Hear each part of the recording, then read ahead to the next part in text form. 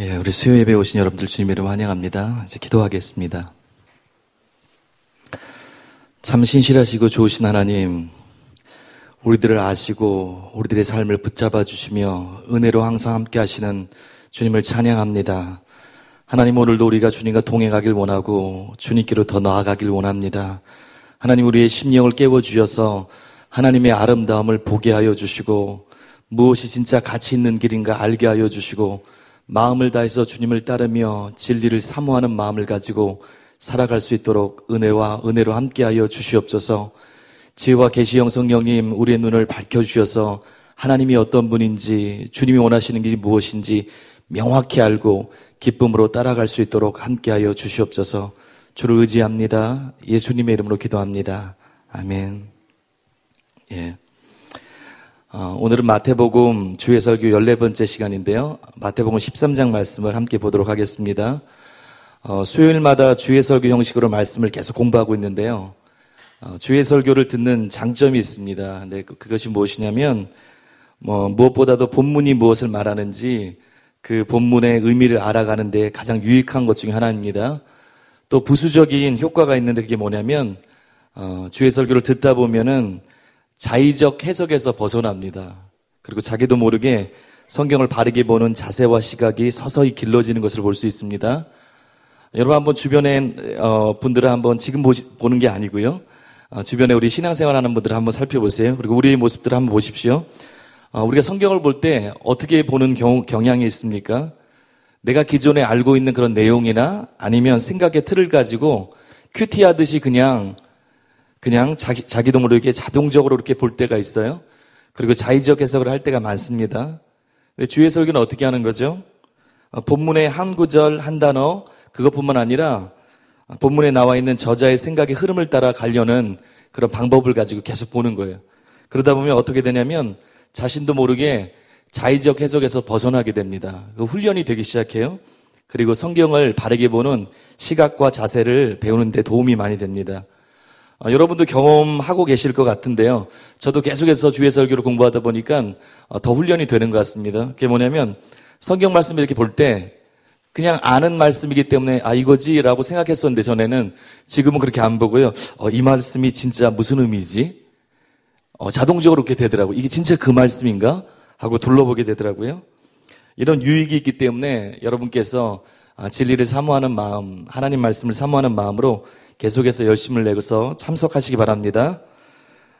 먼저 오늘 읽을 마태복음 13장 말씀을 개요적으로 조금 말씀드리고 그 다음에 구체적으로 보기 원하는데요. 마태복음 13장은 마태복음 특징 중에 하나가 있는데 그게 뭐냐면 마태복음이 강론, 가르침 위주의 복음서라는 거예요. 그래서 거기에 보면 마태복음에 5가지 가르침이 나와 있습니다. 크게 단락을 이루어서요. 근데 그 중에 3번째 가르침 강론에 해당하는 부분이에요. 그리고 여러분 마태복음 13장 생각하면 떠오르는 게 있을 거예요. 무엇이 혹시 떠오르세요? 비유들이요. 읽어오신 분 더 많이 알고 원래 아시는 분들이 많이 있을 거예요. 비유들이 떠오릅니다. 마태복음 13장은 비유로 가득한 장이에요. 그리고 특별히 7개 혹은 8개로 볼 수도 있어요. 8개의 비유가 있습니다. 그리고 이 중에서 마태복음에만 나오는, 다른 복음서 말고 마태복음에만 나오는 비유가 5가지나 있어요.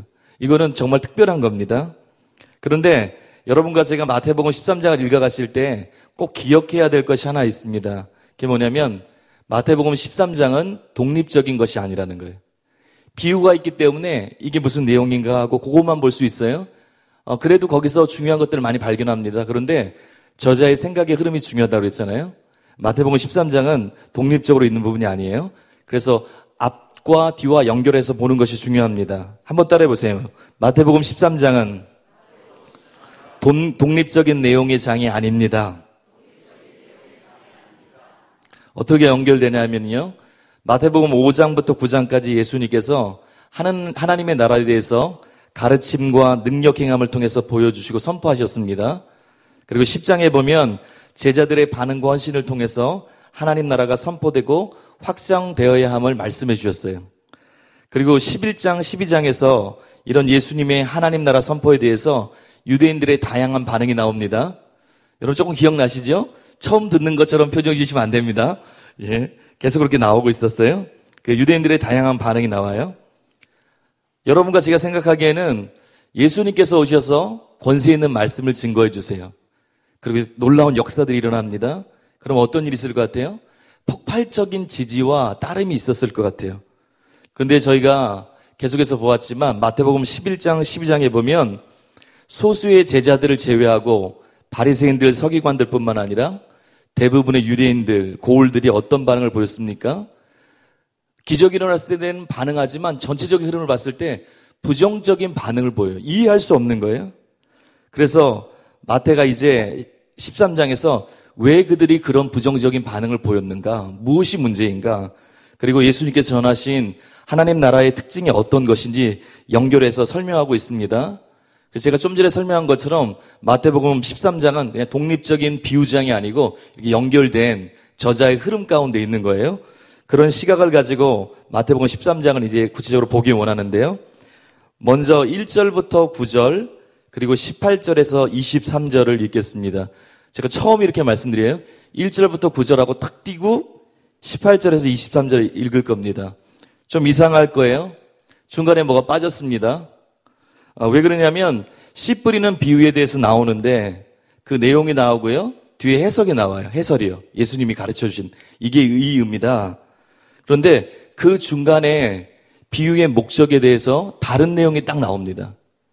예를 들어서 야이로의 딸이 죽었을 때 죽게 되었을 때 또 죽었을 때 마태복음에선 예수님이 고쳐주시러 가잖아요. 살리기 위해서 가잖아요. 근데 중간에 뭐가 들어갑니까? 혈류병 여인 사건이 중간에 탁 들어가잖아요. 마치 그와 같이 씨 뿌리는 비유가 있고 해설 부분이 있고 중간에 왜 이렇게 비유로 말씀하시는가에 대해서 비유의 목적이 들어있어요. 이거를 뭐라고 그러냐면 꼭 다 할 필요는 없지만 샌드위치 구조라고 합니다. 쉽잖아요? 빵이 2개 있고 가운데 햄이 들어가 있고. 예전에 인클루지오 구조는 앞뒤 해설이 딱 있고 하나님 나라의 천국 복음의 선포다 하고 그 내용이 가운데 크게 들어가 있었어요. 근데 이거는 그런 게 아니라 앞뒤에 씨 뿌리는 비유 해설이 들어가 있고 그 중간에 내용이 딱 들어가 있는 거예요. 그래서 중간 것은 나중에 보기로 하고요. 첫 번째 것과 세 번째 것 1절부터 9절까지 18절부터 23절까지 저희가 연결해서 함께 읽어보겠습니다. 같이 읽겠습니다. 시작.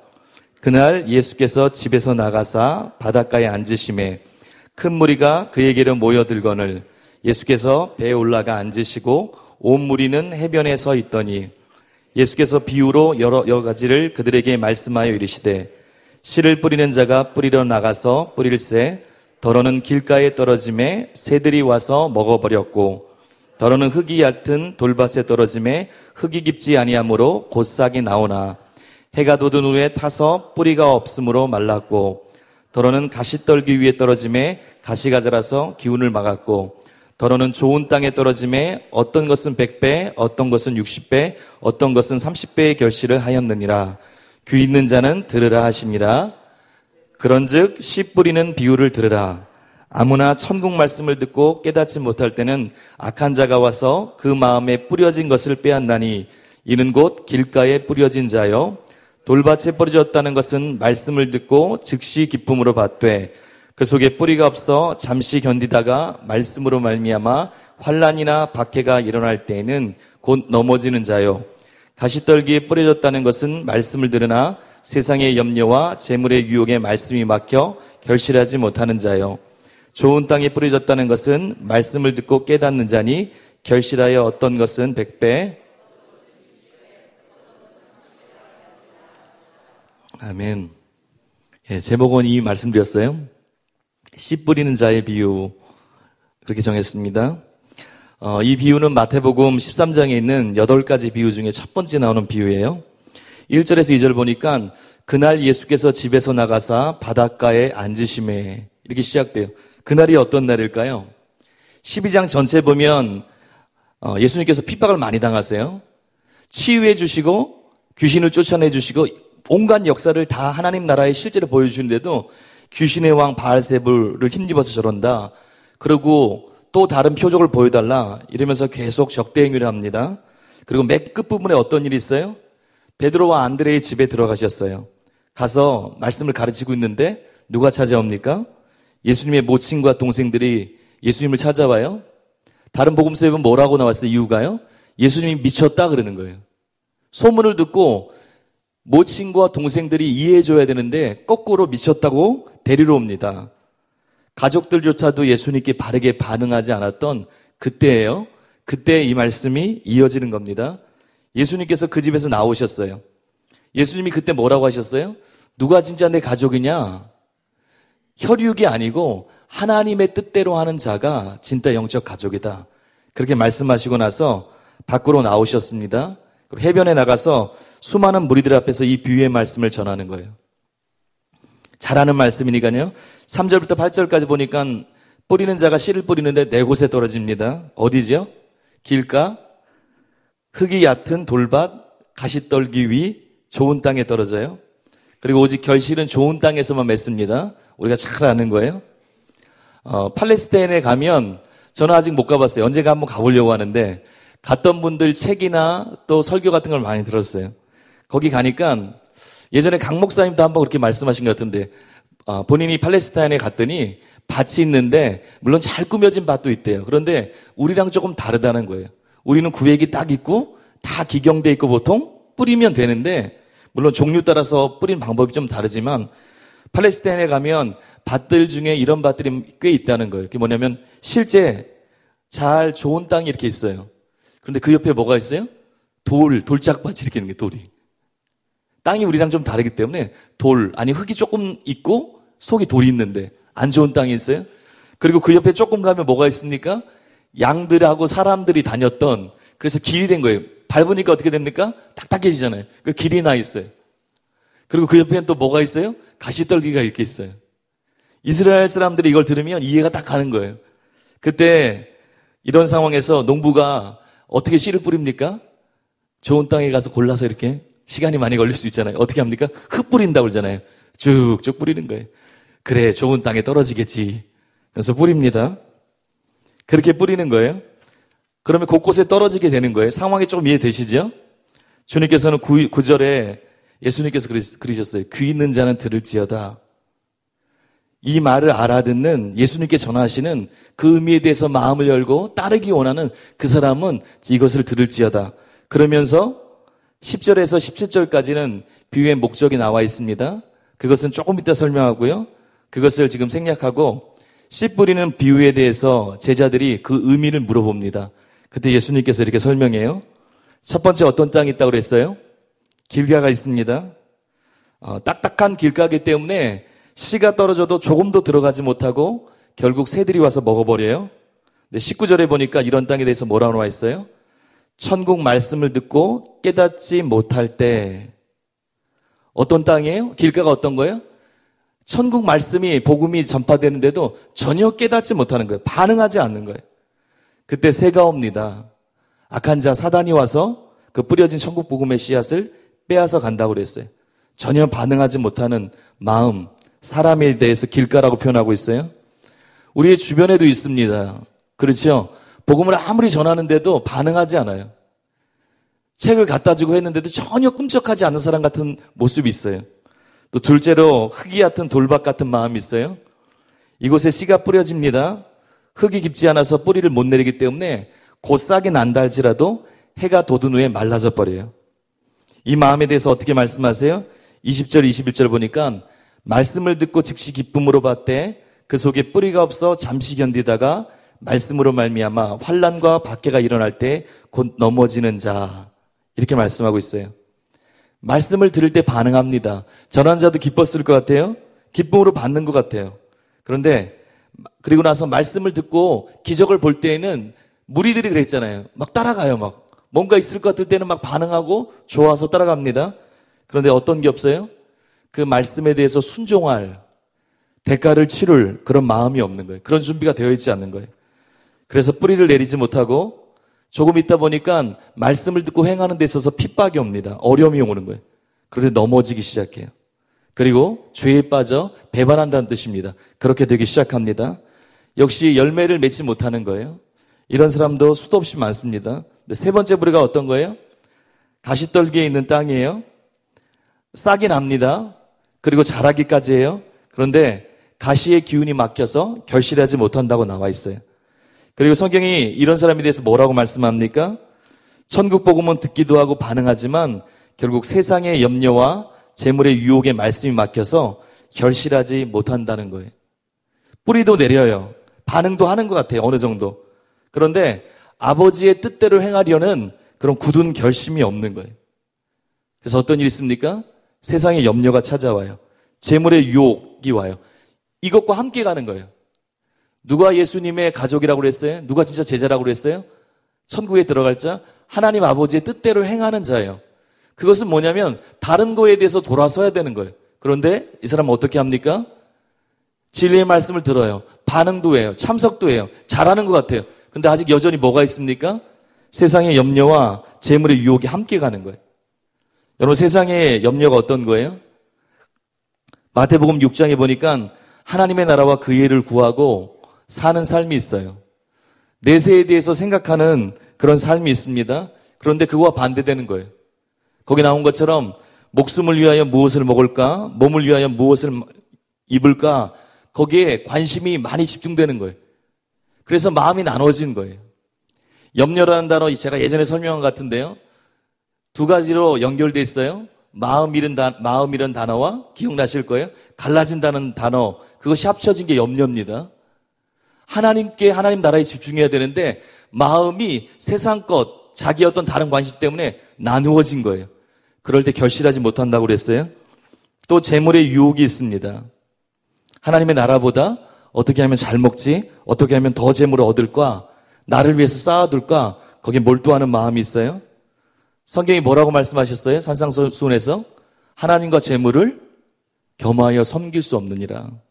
재물을 쓰는 건 괜찮아요. 근데 겸하여 섬기는 거예요. 둘 다 추구하는 거예요. 둘 다 삶의 목적인 거예요. 자기를 위해서. 그럴 때 열매 맺지 못한다고 그랬어요. 여기 보니까 하나님의 생명, 하늘의 생명이 막혀서, 기운이 막혀서 질식당한다고 그랬습니다. 여러분, 예수님을 따르는 길에는 꼭 한 번 더 기억하세요. 중간지대가 없습니다. 주님을 온전히 쫓아야 되는 거예요. 그리고 마지막 네 번째 보류는 좋은 땅이 있어요.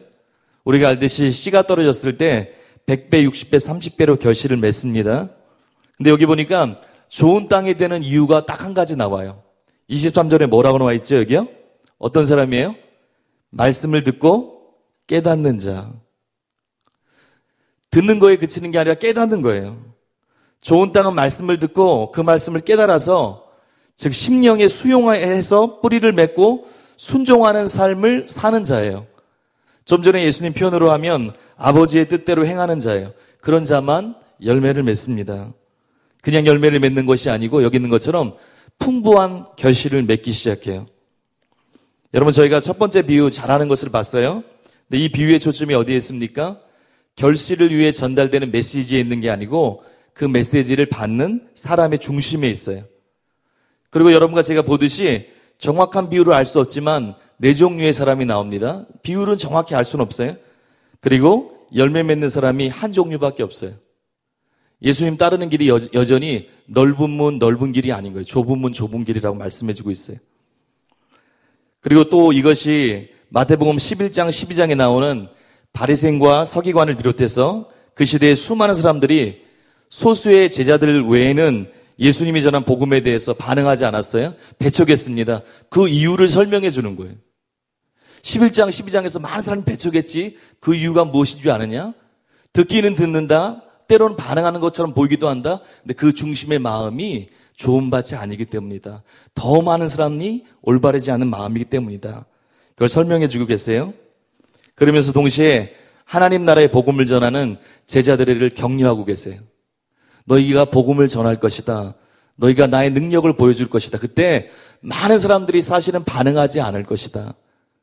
그때 뒤로 물러가지 마라. 그게 어쩌면 당연한 것이다. 그렇지만 꼭 알아야 될 게 있다. 그렇다고 해서 천국 복음이 능력 없이 사그러지는 것이 아니다. 그것을 받고 반응한 사람이 있을 것이다. 그들을 통해서 하나님의 나라의 열매가 100배, 60배, 30배 맺을 것이다. 또 뭐라고 말씀해요? 너희도 들었지? 다 듣는다.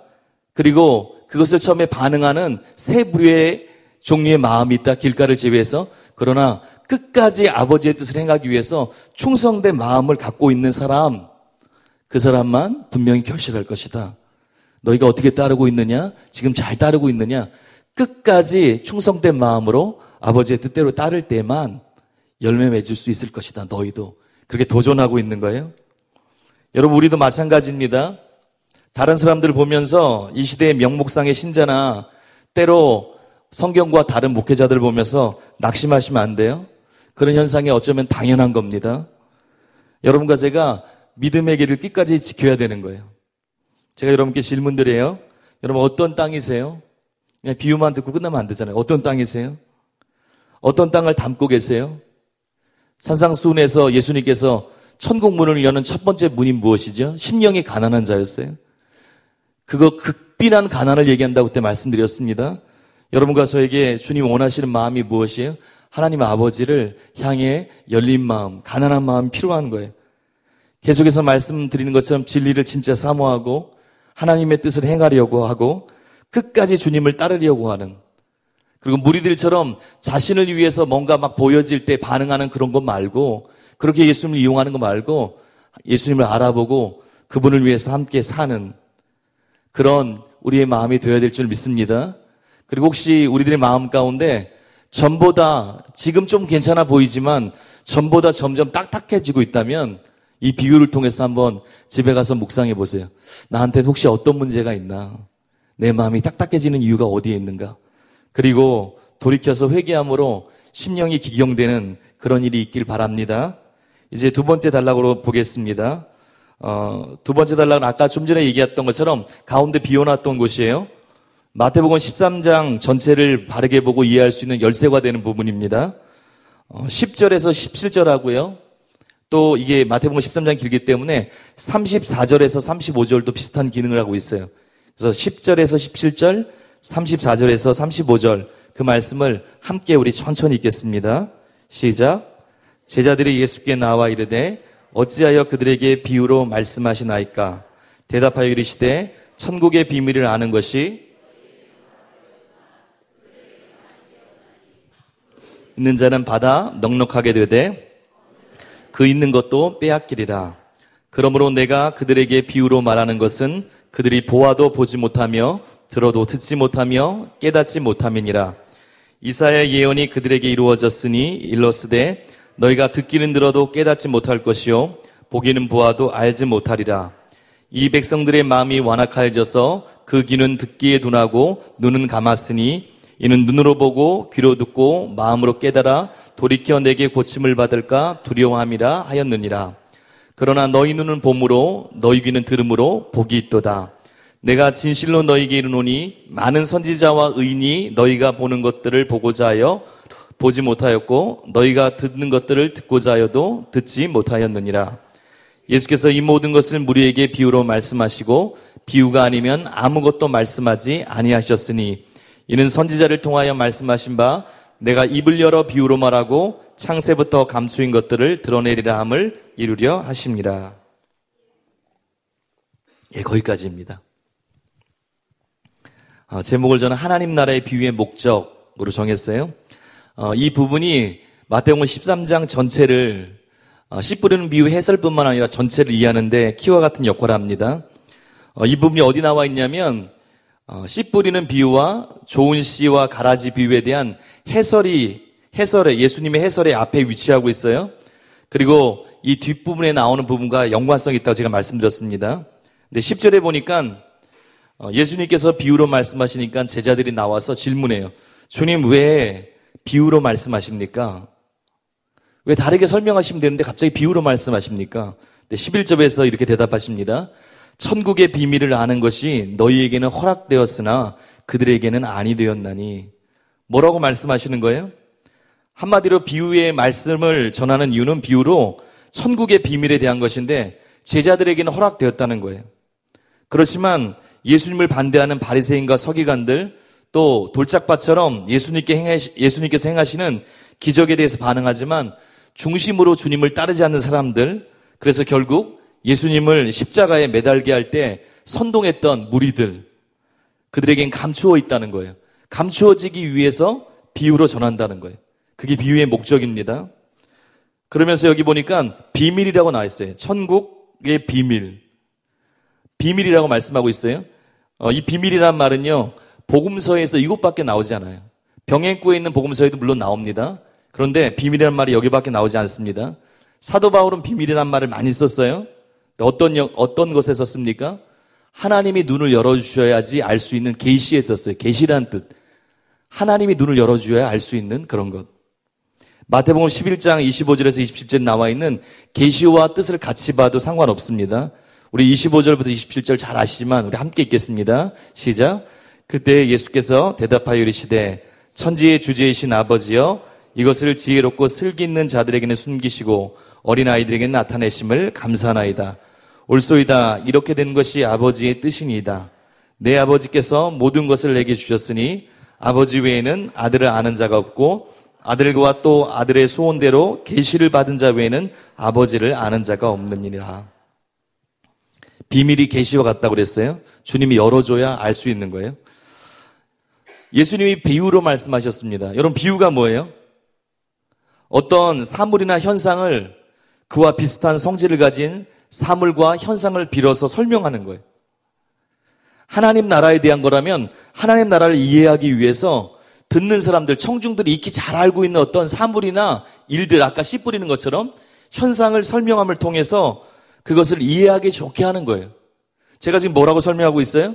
비유를 보통 때 왜 쓴다고요? 이해하기 좋으라고. 근데 지금 보니까 여기 감추어진다고 거꾸로 얘기하고 있어요? 예수님이 반대로 말씀하는 것 같습니다.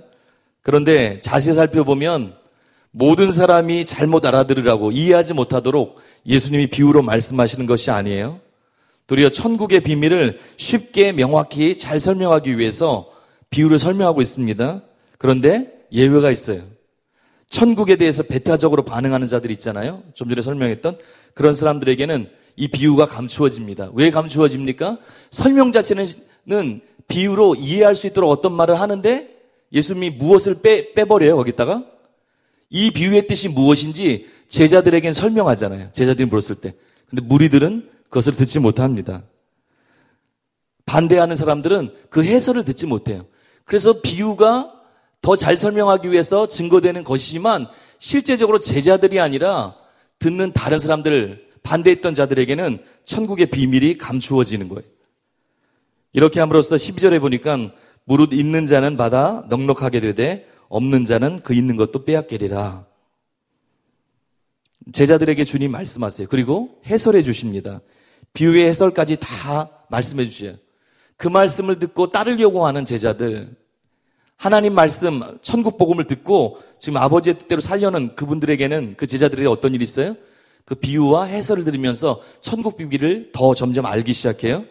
근데 적다자들, 또 단순히 호기심만 가지고 듣는 사람들 어떤 일이 있습니까? 그 내용을 모르는 거예요. 비유를 들어서 뭔가 조금 알 것 같았는데 실제 설명을 못 듣는 거예요. 그럴 때 어떤 일이 있어요?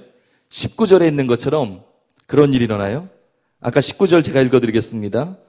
아무나 천국 말씀을 듣고 깨닫지 못할 때는 악한 자가 와서 그 마음에 뿌려진 것을 빼앗나니 이는 곧 길가에 뿌려진 자요. 들었던 것도 빼앗는 거예요. 속뜻을 정확히 몰라도 비유를 들었잖아요. 근데 그것도 잃어버리기 시작하는 거예요. 잊어버리기 시작하는 거예요. 그러면서 13절에서 예수님께서 비유로 말씀하시면서 천국의 비밀을 감추시는 이유는 결국 뭐라고 말씀하세요? 그들의 완약함과 강박함을 인한 어둠 때문이라.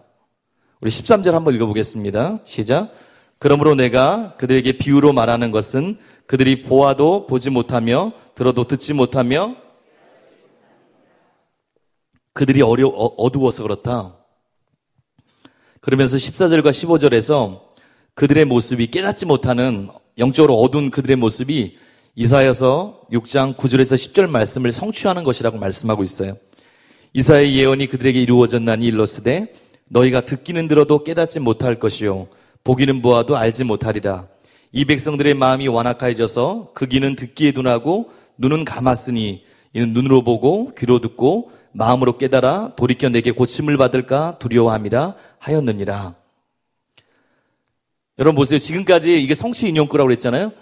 이런 예수님의 사역이 구약에 예언된 것을 성취한 거다. 근데 저기 특이한 게 있어요.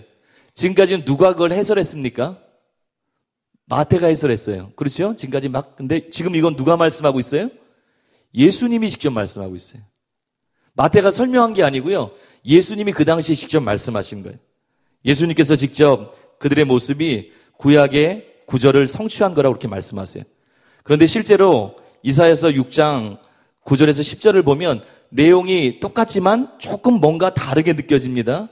여러분이 그 마태복음 펴 있으니까 이사야서 6장 9절에서 10절을 한번 비교하면서 짧은 시간이라 발견할지는 모르겠지만 같이 한번 읽어보겠습니다. 시작. 여호와께서 이르시되 가서 이 백성에게 이르기를 너희가 듣기는 들어도 깨닫지 못할 것이요 보기는 보아도 알지 못하리라 하여 이 백성의 마음을 둔하게 하며 그들의 귀가 막히고 그들의 눈이 감기게 하라. 염려하건대 그들이 눈으로 보고 귀로 듣고 마음으로 깨닫고 다시 돌아와 고침을 받을까 하노라 하시기로. 여러분 차이를 발견하셨어요? 힘들죠? 발견하기. 근데 자세히 보면 지금 여기 안 띄워져서 그렇지 자세히 보면 알 수 있어요. 10절만 봐도 이사야서 10절만 봐도 이사야서의 주어가 있습니다. 이사야서 10절 잠깐 띄워주실래요? 예. 주어가 누구예요? 누가 이 백성의 마음을 둔하게 합니까? 누가 둔하게 하는 거예요? 하나님, 여호와. 행동의 주체가 하나님이세요. 근데 마태복음 13장 15절 거기 누가 행동의 주체예요? 누가 주어예요? 백성들입니다. 작은 백성들. 그 당시에는 이스라엘 예전에는 남유다의 완악한 백성들이었어요. 그렇지만 예수님 당시로 적용하면 예수님의 천국 복음에 반응하지 않고 적대적이었던 사람, 영적인 외인들이라고 그래요. 그들이 주어예요. 왜 예수님께서 이렇게 내용은 같은 내용 같지만 조금 표현을 다르게 해서 인용했을까요? 예수님 진리이신데. 왜냐하면 둘 다 사실이기 때문에. 똑같은 사실을 주어를 누구를 통해서 보느냐에 따라서 그렇게 설명할 수 있기 때문에 서로 의미가 통하는 것입니다. 이사야서에 보면 남유다 백성들이 하나님의 뜻을 계속해서 저버리고 죄를 졌어요. 그래서 이에 대해서 예수님께서 심판을 선고하세요. 왜 이렇게 말씀하시냐면 마치 칼빈이 얘기한 것처럼 예정론처럼 주님이 못 듣게 하고 눈을 가리고 막 그렇게 한 것처럼. 왜 그렇게 말씀하십니까? 그들의 반응하지 않는 완악한 마음을 내다보셨어요. 말씀하셔도 완악해서 반응하지 않을 그들의 마음을 정확히 보셨어요. 또 어떻습니까? 그들에 대한 심판이 확정된 거예요. 예전에 담임 목사님께서 이 부분을 말씀하셨습니다. 여러분이 담임 목사님의 설교나 책을 보시면 될 것 같아요. 그들에 대한 심판이 확정됐어요. 하나님 앞에서 때가 있습니다. 하나님 인자하시고 자비로운 분이지만 때가 있어요. 그들이 완악하고 완악이기 때문에 구약의 여러 구절을 보면은 하나님의 뜻을 확정하셨어요. 그리고 또 어떤 일이 있어요? 왜 이렇게 말씀하셨어요? 마치 하나님께서 눈을 가린 것처럼 바로가 계속해서 강박할 때 어떤 일이 있었습니까? 하나님께서 그 강박감에 바로를 그냥 내어두셨어요. 그것처럼 범죄한 남유다 백성들의 영적인 눈을 가리사 그들을 영적 유기 심판하신 거예요. 눈을 가리게 하셔서 그들이 완악하게 했기 때문에요. 하나님 마음대로 절대 주권으로 그렇게 그들을 버린 게 아닙니다. 그들의 강박함을 심판하신 거예요. 이것이 일방적인 것이 아니고 범죄한 유다 백성이 자초한 것이라는 것을 이사야서를 봐도 분명히 알 수 있어요. 근데 이것처럼 예수님 앞에 반응하지 않고 적대적인 바리새인과 서기관 그리고 많은 무리들을 향해서 그들의 강박한 마음이 그들의 눈과 귀를 가리웠기 때문에 예수님께서 비유로 말씀하신다는 그런 말씀을 하고 계신 거예요. 그러면서 16절 17절에서 이렇게 천국의 비밀을 듣는 것이 얼마나 영광스러운 것인지 말씀하고 있습니다. 제가 좀 전에 설명한 게 무엇입니까? 이사야서에 있는 것처럼 그게 성취됐다고. 왜 그러냐면 그들의 마음이 강팍했기 때문에.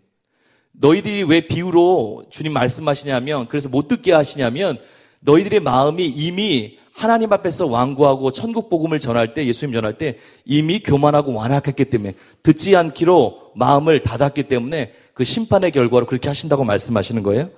그러면서 16절 17절에서 천국의 비밀을 듣는 것이 얼마나 영광스러운 건지 나타납니다. 함께 읽겠습니다. 시작.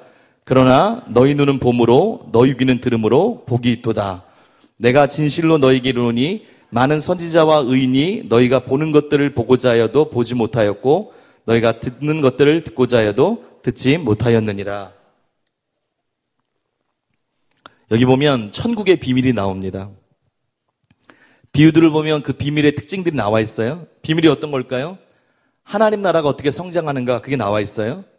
또 하나님 나라가 얼마나 가치 있는 것인가, 그게 나와 있어요. 누가 그 구성원인가, 그 나라에 가면 어떤 상급이 있는가 쭉 나와 있습니다. 그런데 하나님 나라 비밀, 천국의 비밀에 핵심이 있어요. 그게 뭐냐면 어떤 사람이 천국 백성이 될 수 있나, 그게 비밀이라는 거예요. 씨 뿌리는 비유에 나와 있습니다. 나중에 보면 그물 비유, 밭에 감추어진 보화, 진주 비유에도 계속 나와 있어요. 비밀이 여러 가지 있는데 그 비밀의 핵심이 뭐냐면 누가 천국 백성이냐, 그거라는 거예요.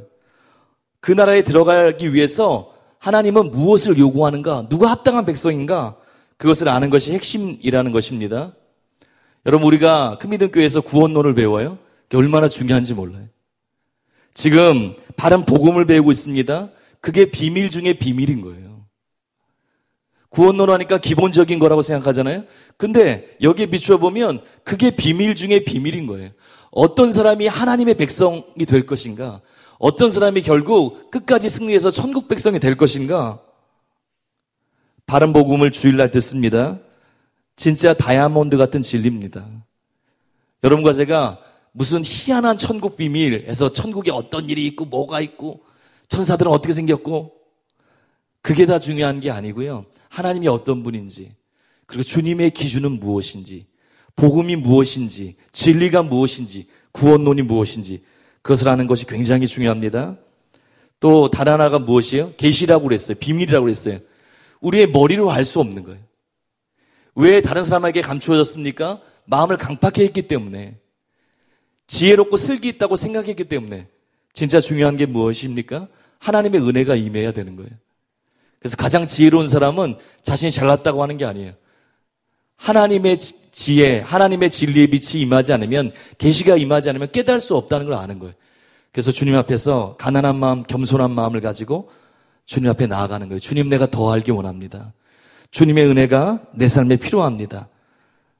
그렇게 반응하기 시작할 때 주님께서 계속해서 하나님 나라의 비밀을 우리 가운데 확장시켜 주시는 것입니다. 이제 넘어가서요, 두 번째 비유가 나오는데요. 시간이 많이 지났는데 8가지를 했는데 두 번째, 나머지는 금방금방 지나갑니다. 두 번째 비유가 있는데요. 이것도 두 곳에 있습니다. 24절에서 30절, 36절에서 43절인데요. 여러분과 제가 24절에서 30절, 36절에서 43절 연결해서 읽겠습니다. 시작. 예수께서 그들 앞에 또 비유를 들어 이르시되, 천국은 좋은 씨를 제밭에 뿌린 사람과 같으니 사람들이 잘 때에 그 원수가 와서 곡식 가운데 가라지를 덧버리고 갔더니 싹이 나고 결실할 때에 가라지도 보이거늘 집주인의 종들이 와서 말하되, 주여, 밭에 좋은 씨를 뿌리지 아니하였나이까? 그런데 가라지가 어디서 생겼나이까? 주인이 이르되, 원수가 이렇게 하였구나. 종들이 말하되, 그러면 우리가 가서 이것을 뽑기를 원하시나이까? 주인이 이르되, 가만두라. 가라지를 뽑다가 곡식까지 뽑을까 염려하노라. 둘 다 추수 때까지 함께 자라게 두라. 추수 때에 내가 추수꾼들에게 말하기를, 가라지는 먼저 거두어 불사르게 단으로 묶고 곡식은 모아 내 곡간에 넣으라 하리라. 이에 예수께서 무리를 떠나사 집에 들어가시니 제자들이 나와 이르되, 밭의 가라지의 비유를 우리에게 설명하여 주소서. 대답하여 이르시되, 좋은 씨를 뿌리는 인자여, 밭은 세상이요, 좋은 씨는 천국의 아들들이요, 가라지는 악한 자의 아들들이요. 가라지를 뿌린 원수는 마귀요, 추수 때는 세상 끝이요, 추수꾼은 천사들이니 그런즉 가라지를 거두어 불에 사르는 것이 같이 세상 끝에도 그러하리라. 인자가 그 천사들을 보내리니 그들이 그 나라에서 모든 넘어지게 하는 것과 또 불법을 행하는 자들을 거두어내어 풀무불에 던져 넣으리니 거기서 울며 이를 갈게 되리라. 그때 의인들은 자기 아버지 나라에서 해와 같이 빛나리라. 귀 있는 자는 좋은 씨 또는 좋은 곡식과 가라지 비유라고 했습니다. 시간을 절약하기 위해서 정리해보면 24절부터 30절에 보니까 천국을 밭에 좋은 씨를 뿌린 사람에 비유했어요. 그런데 잘 때 원수가 곡식 가운데서 가라지를 뿌려놓습니다. 그 밭에 뿌려놓습니다. 독보리를 뿌린 거예요. 그리고 함께 자라는 것들을 종들이 발견해요. 그래서 주인한테 가서 가라지가 언제 뿌려졌습니까? 어떻게 생겼습니까? 그러니까 뿌린 적이 없는데, 그때 주인이 원수가 그랬다고 말합니다. 그리고 그것을 뽑기 원하는 종들의 요구에 곡식까지 뽑힐 것을 염려해서 추수 때까지 두라고, 결국 추수 때 가라지를 모아서 불사르고 곡실은 곡간에 드린다는 내용입니다. 36절에 보니까요, 이에 예수님께서는 인자가 바친 세상에 천국의 아들들을 심는다고 나와 있어요. 근데 원수마귀가 가라지인 악한 자의 아들들을 몰래 심어 놓는다는 말씀을 하십니다. 그리고 세상 끝인 추수 때에 추수꾼인 천사들이 가라지를 불에 사르고 의인들은 아버지의 나라에서 해와 같이 빛나게 될 것이라고 설명해 주세요. 이 비유를 들으면서 어떤 생각을 많이 하냐면요, 교회 안에서 진짜 신자와 가짜 신자들이 섞여 있다가 마지막 때 심판 때 구별될 것으로 이해하는 경우가 많습니다. 근데 아주 틀린 건 아니에요. 그런데 정확한 해석이 아니에요. 왜 그래요? 38절 보니까 밭이 무엇이라고 나와 있어요? 세상이라고 나와 있어요. 교회 안이 아니에요. 예수님께서 말씀하셨어요. 그렇다면 왜 이 비유를 말씀하신 걸까요? 예수님이 오셨는데요, 세례 요한이 오해했다고 그랬어요. 예수님이 메시아 사역을 오해했다고 그랬어요. 근데 세례 요한처럼 많은 유대인들이 메시아가 오시면 곧바로 악인과 의인을 분리할 것이다.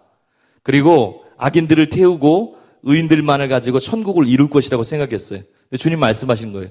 천국은 그런 것이 아니다. 지금 그렇게 이루어지는 것이 아니다. 그리고 뭐라고 말씀하세요?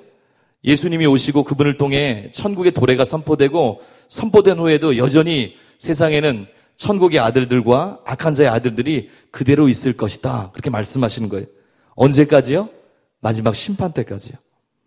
그때까지 여전히 약한 사람이 이 땅에 존재할 거라는 거예요.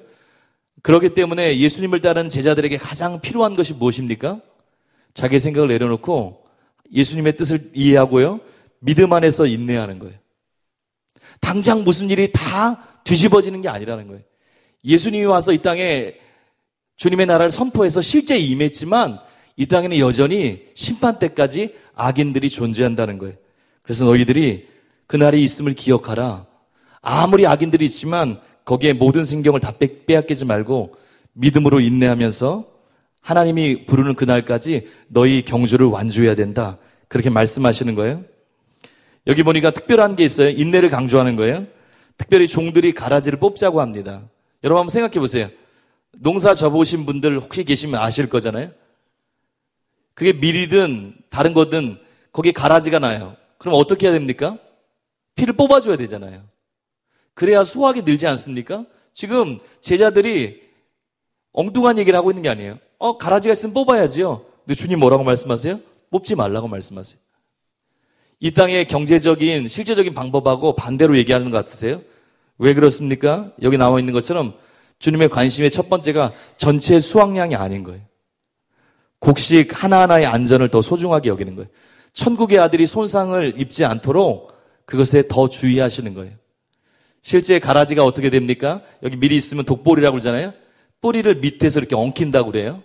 그래서 아무리 주의하고 뽑아도 자연적으로도 함께 뽑힐 때가 많이 있다는 거예요. 주님이 전체 수확량보다 천국의 아들들 한 사람 한 사람들이 바르게 지켜지는 것들을 더 중요하게 생각했어요. 여러분과 저도 마찬가지예요. 이 비유를 보면서 하나님의 사람들이 악한 세상 속에서 있을 때 인내하며 지납니다. 무엇을 바라보고요? 주님께서 판결하실 그날을 기억해야 되는 거예요. 여러분 세상 보세요. 얼마나 악한지 보세요. 하나님이 살아계신데도 정말 악하잖아요. 오늘도 인터넷에 잠깐 보고 치를 떨었습니다. 참 마음이 아팠어요. IS 입에 담고 싶지도 않죠. 이슬람 국가 얼마나 끔찍한지 몰라요. 사단의 모습을 그대로 닮았어요. 사람을 얼마나 악마같이 살해하는지 그걸 봅니다. 또 악한 자의 형통이 있는 것 같아요. 이 세상에서는요. 목소리 큰 자가 이기는 것 같아요. 때로요. 악한 자의 형통이 실제 있는 것처럼 보입니다. 저번에 뉴스를 보니까 큰 죄를 짓고 감옥에 들어가요. 근데 이 사람이 권력이 있고 돈이 있는 거예요. 그러니까 감옥에서 어떻게 생활하는 줄 아세요? 매일매일 여러분도 보신 분은 알 거예요. 뉴스에. 자기 마음대로 변호사는 언제나 접견할 수 있거든요. 변호사를 부르는 거예요. 하루에도 몇 번씩 부르는 거예요. 그리고 변호사를 감옥에 있지 않고 접견실에서 변호사와 1대1로 만나는 거예요.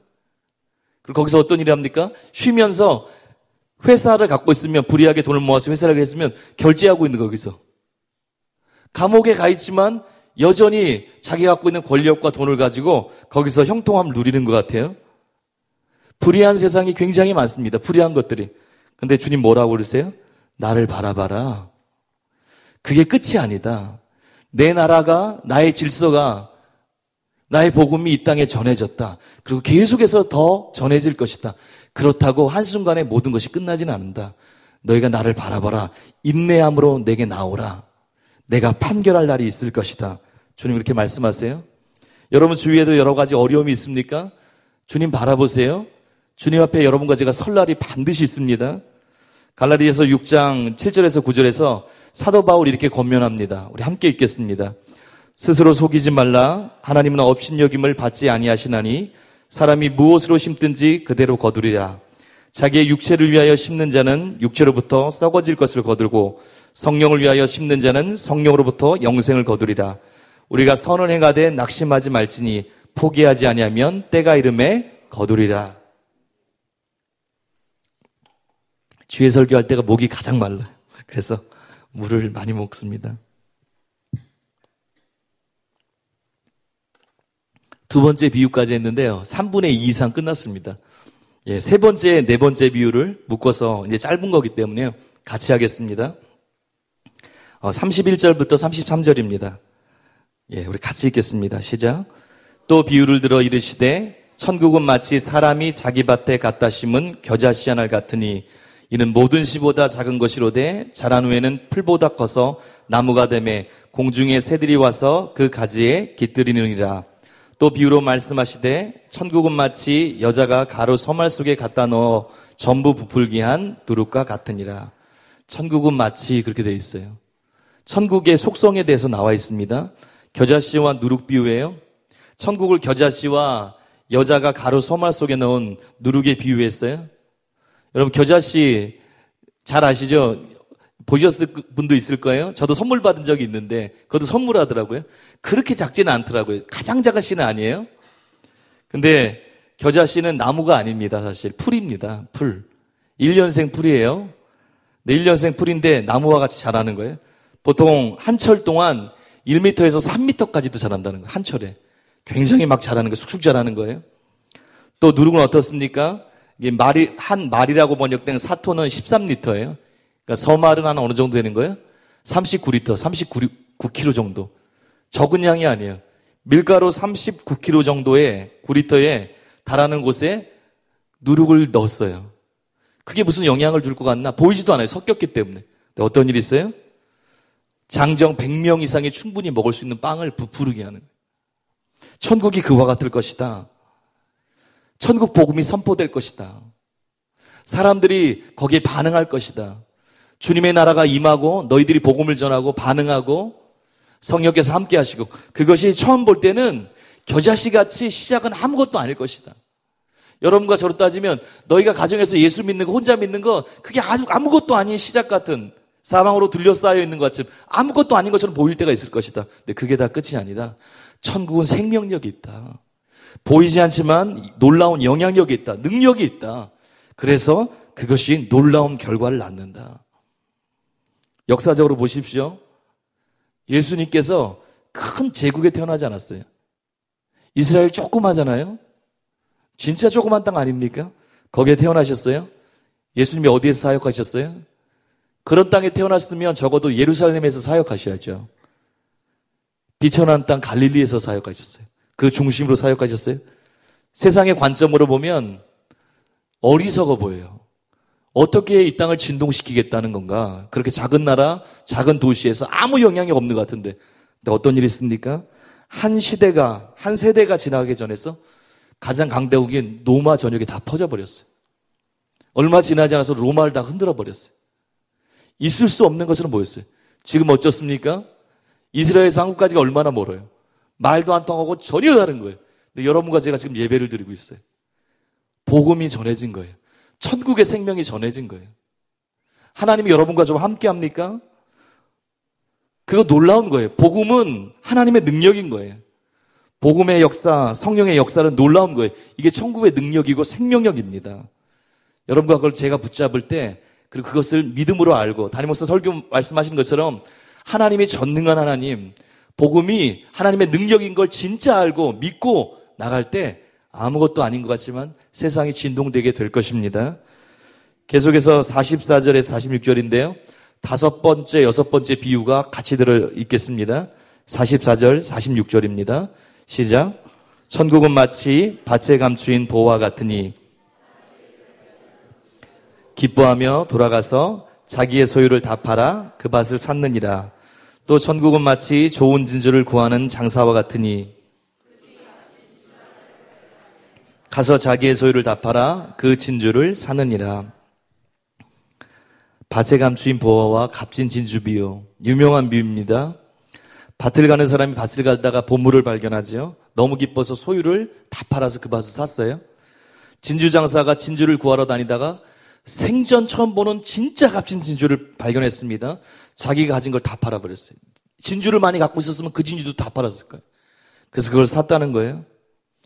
주님 뭐라고 말씀하시는 거예요? 천국, 어떤 천국을 말씀하십니까? 천국의 가치를 말씀하시는 거예요.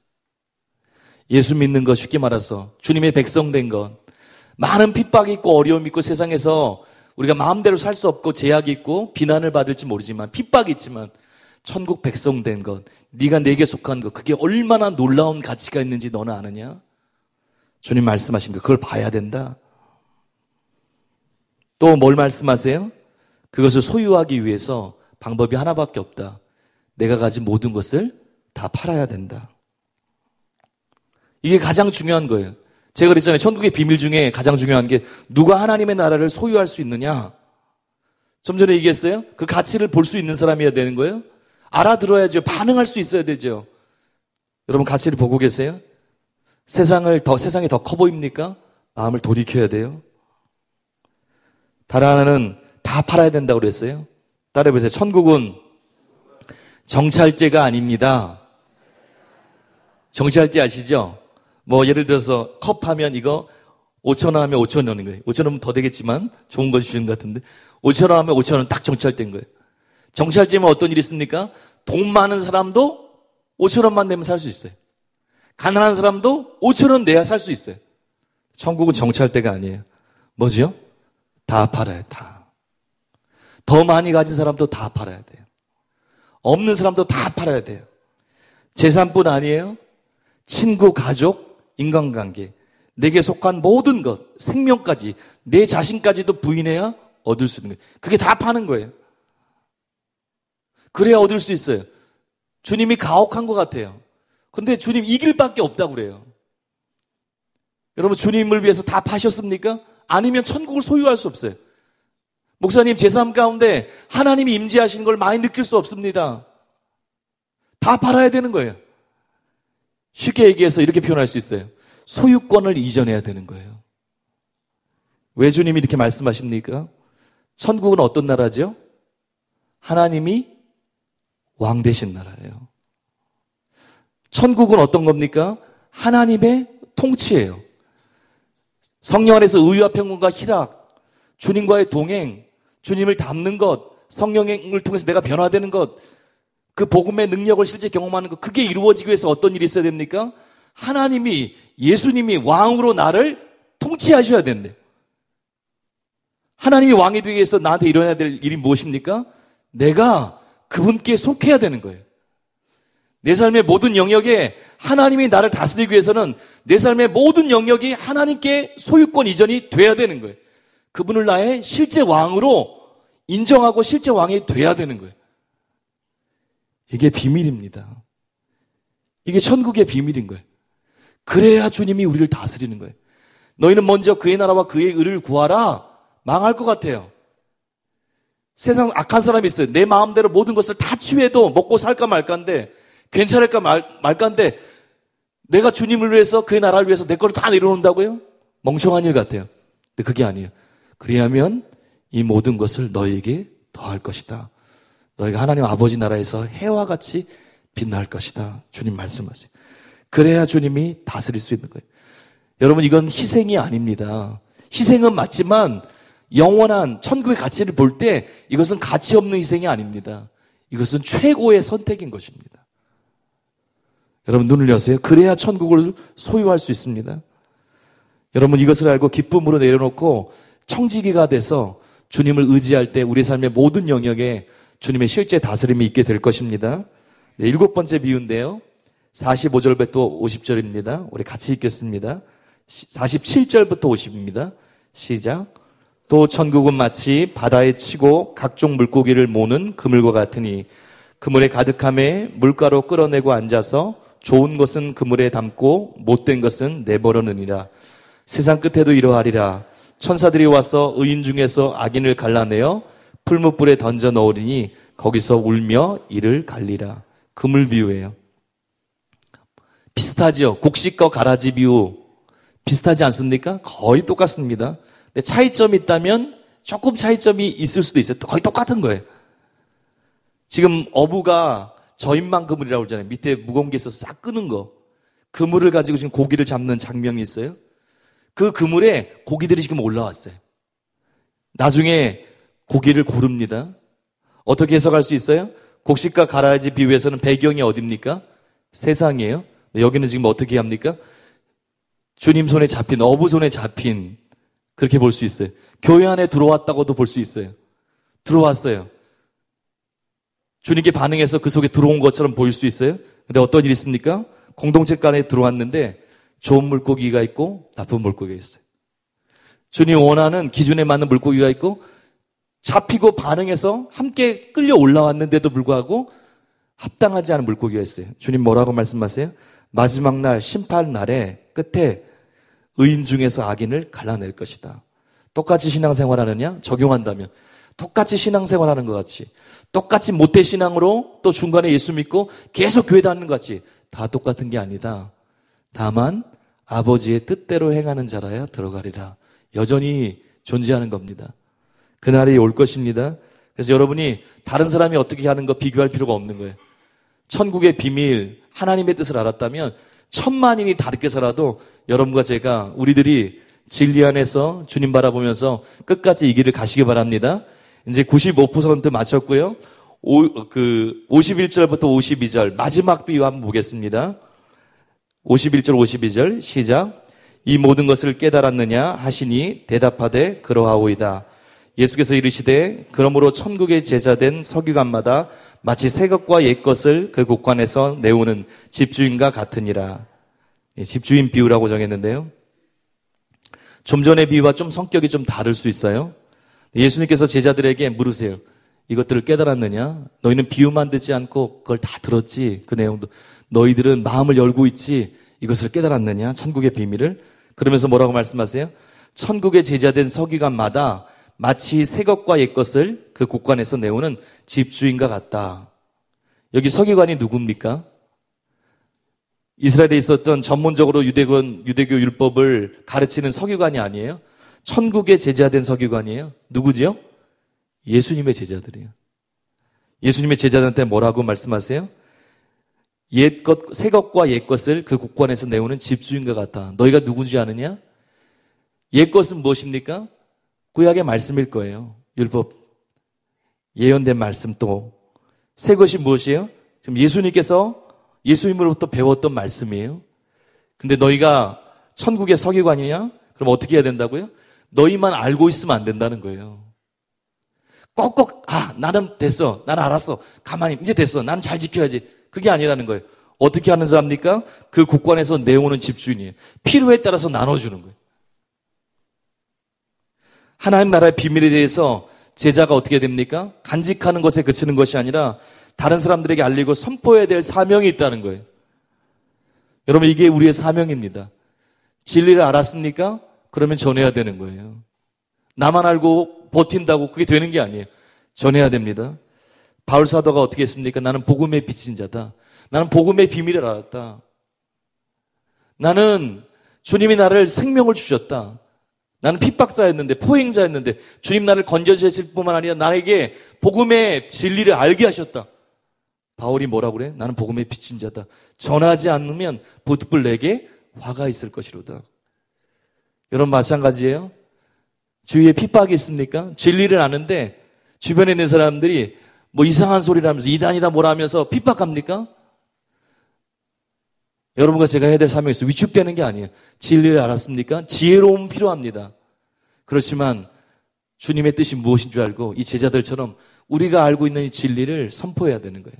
주변의 사람들에게 지혜를 가지고 열정을 가지고 전해야 될 줄 믿습니다. 이제 마지막 부분인데요. 이 부분 있고 이제 바로 정리하겠습니다. 53절에서 58절인데요. 함께 읽겠습니다. 시작. 예수께서 이 모든 비유를 마치신 후에 그곳을 떠나서 고향으로 돌아가사 그들의 회당에서 가르치시니 그들이 놀라 이르되 이 사람의 이 지혜와 이런 능력이 어디서 났느냐? 이는 그 목수의 아들이 아니냐? 그 어머니는 마리아, 그 형제들은 야고보, 요셉, 시몬, 유다라 하지 않느냐? 그 누이들은 다 우리와 함께 있지 아니하냐? 그런즉 이 사람의 이 모든 것이 어디서 났느냐 하고 예수를 배척한지라. 예수께서 그들에게 말씀하시되 선지자가 자기 고향과 자기 집 외에서는 존경을 받지 않음이 없느니라 하시고 그들이 믿지 않음으로 말미암아 거기서 만능력을 비유가 다 끝났습니다. 끝날 때마다 어떤 단락이 가르침이 마치신 후에 이게 나온다고 그랬어요. 여기도 똑같이 나오고 있어요. 가르침이 다 끝나니까 이게 나왔습니다. 예수님께서 고향으로 가서 회당에서 가르치십니다. 근데 배척합니다. 예수님의 말씀에 능력이 느껴졌어요. 지혜가 느껴졌어요. 근데 이 사람들이 마음이 가난하지 않은 거예요. 눈이 열리지 않은 거예요. 자신의 고정관념과 선입견을 버리잖아요. 저거는 사람이 할 수 없는 건데 하나님이 함께 하시지 않으면 저런 일이 없을, 저런 가르침 능력이 없는데도 뭐가 있어요? 자기 생각이 여전히 돌아가는 거예요. 가난한 마음이 아닌 거예요. 열린 마음이 아닌 거예요. 그래서 예수님을 배척합니다. 여러분과 제 삶도 마찬가지예요. 하나님이 어떤 은혜를 우리 삶 가운데 예수님이 직접 모셨는데 가르치시는데 하나님이 우리 가운데 어떤 은혜를 줘도 중요한 게 무엇이에요? 씨 뿌리는 비유처럼 여러분과 저의 마음의 중심인 거예요. 이제 말씀을 마치고요. 기도 제목을 몇 가지를 그냥 읽어드리겠습니다. 제가 질문 형태로 주로 했는데요. 우리들의 마음이 어떤 밭인지, 여러분의 마음 밭은 어떤 형태로 되어 있습니까? 어떤 밭에 가깝습니까? 여러분 하나님의 나라의 가치를 보고 기뻐하고 있습니까? 예수 믿는 게 너무너무 감격스럽습니까? 주님께 모든 것을 드리셨습니까? 여러분의 영역 가운데 드리지 못한 부분들, 인정하지 못한 부분, 쥐고 있는 것이 어떤 것인지 한번 생각해 보세요. 여러분 주님을 신뢰함으로 인내하며 나아가고 있습니까? 주님을 믿으세요? 진리를 붙들고 복음을 또 전하고 있습니까? 아니면 공격들 때문에 감추고 있습니까? 그럼 마지막으로 이 질문 드립니다. 여러분과 제가 주님 앞에 분명히 설 것입니다. 다른 사람들이 형통한 것 같고 세상에 더 악한 사람이 형통한 것 같고 여러 가지 있을 수 있지만 다른 사람들이 우리를 보고 별나다고 그렇게 예수 믿냐고 왜 이상하게 믿냐고 그럴 수 있지만 주님 앞에 분명히 설 때가 있습니다. 그분이 판결할 때가 있습니다. 오늘도 기도할 때 주님 내 눈을 열어주셔서 내 마음의 중심을 보게 하시고 사람이 아니라 하나님 앞에 살게 하시고 천국의 비밀 주님이 주신 은혜 진리를 알았다는 것 진리를 듣고 있고 복음의 능력이 무엇인가를 듣는 것 그 가치를 알게 하시고 내 삶을 내려놓고 주님 내 삶의 모든 영역에 임하셔서 주님이 왕으로 다스려달라고 그렇게 기도하는 그런 시간 되시길 바랍니다. 우리 기도하겠습니다. 하나님 마태복음 13장 말씀을 통해서 천국이 어떤 것인지 어떤 사람이 천국 백성인지 주님 배웠습니다. 우리의 마음 눈을 밝혀 주시옵소서. 세상의 기준으로 우리의 삶을 돌아보는 것이 아니라 주님의 기준으로 주님의 빛으로 우리의 삶을 보게 하여 주시옵소서. 예수님께서 그 당시 그 땅 가운데 임하셨지만 바리새인과 서기관뿐만 아니라 수많은 무리들이 자기를 내려놓지 못함으로 예수님을 영접하지 못했습니다. 눈이 감겼습니다. 하나님 우리 마음에 주님을 향한 갈망 가난한 마음을 주시옵소서. 주님 우리의 삶을 다스려 주시옵소서.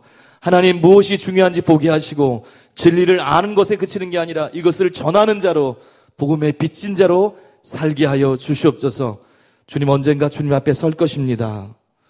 주님 사람의 평가가 아니라 주님이 뭐라고 말씀하시는가 그날에 내가 어떻게 주님 앞에 설 것인가 오늘도 기억하면서 주님이 부르신 이 부르심의 길을 기쁨으로 걷게 하여 주시옵소서. 성령님 은혜로 함께 하소서. 예수님의 이름으로 기도합니다. 아멘.